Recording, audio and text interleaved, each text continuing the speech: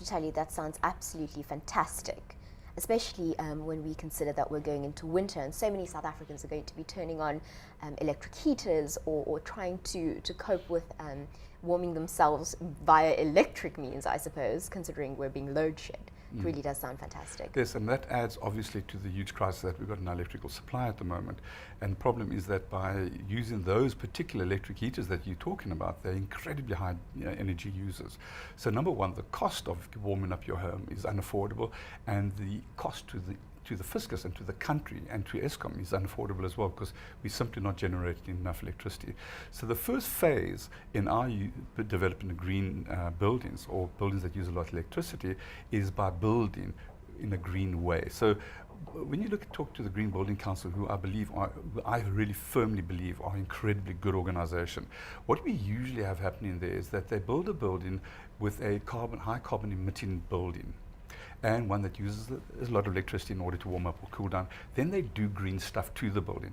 In our particular case, the way that we build using lightweight steel framing, the big difference is that the actual methodology of construction is in itself inherently green. For example, when we build, we use very, very little water. In actual fact, we've calculated we use about 0.2% of the water that we use with normal building. At the moment, our big crisis... 0.2%? 0.2%, correct. So compared to, that's an extraordinary figure, compared to, say, let's call it a more traditionally built residence, you've used 0.2% less water? We use 0.2% of the water. So in other words, we save around about 98% of the water. We don't use water when we build using our method. That's extraordinary. Yes. And you know, while electricity is our current crisis, our future crisis is actually going to be the biggest crisis of all, which is going to be water. So if we can reduce the amount of water that we use by 98% plus, in our construction method, and construction consumes hundreds and hundreds of thousands of liters of water, and we use 0.2% of the amount of water that we used to use on a construction site. So that in itself is already a huge saving from an environmental perspective.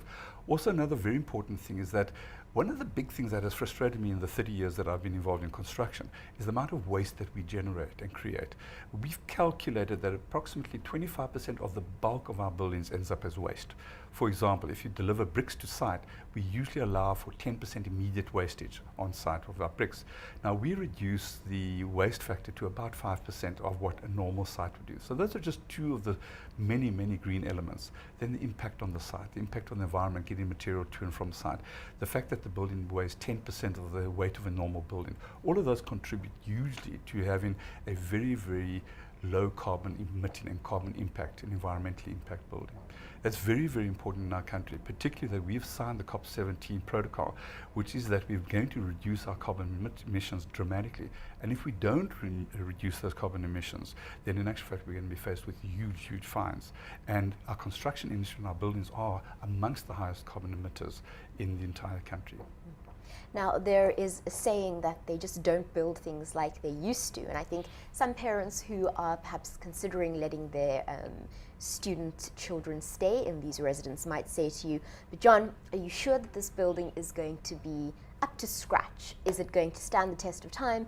If my older son is going to be at university now and my youngest daughter is going to be there in 10 years' time, is the building still going to be as comfortable for my daughter as it was for my son? You know, a huge myth about new technology is that it's short-term technology. This building method has been in existence for over 8 years, and it has been highly effective. Those buildings are still standing. Funnily enough, our offices in Constantia have been built using innovative building technology over 100 years ago, what we'd consider innovative. It's made out of wood, which is different. In other words, that is innovative compared to using bricks and mortar. So our building is still perfectly, perfectly fine, and it's a wooden building. So the idea that quality is equated with bricks and mortar is actually a false idea if one assumes that that's the only way of quality building.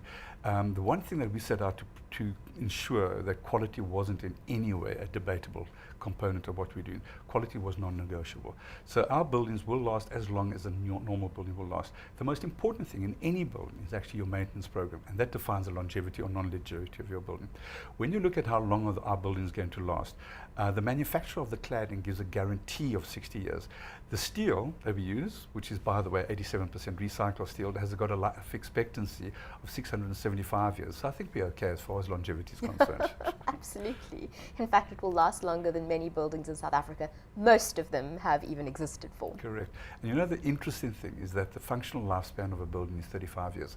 This very building that we stay in at the moment, functional lifespan was 35 years. It's still the same old building, but they spend masses of money to convert it into the modern building that it is now. Every 35 years, you've got to do a huge revamp on your buildings in order to make sure that they are still up to date.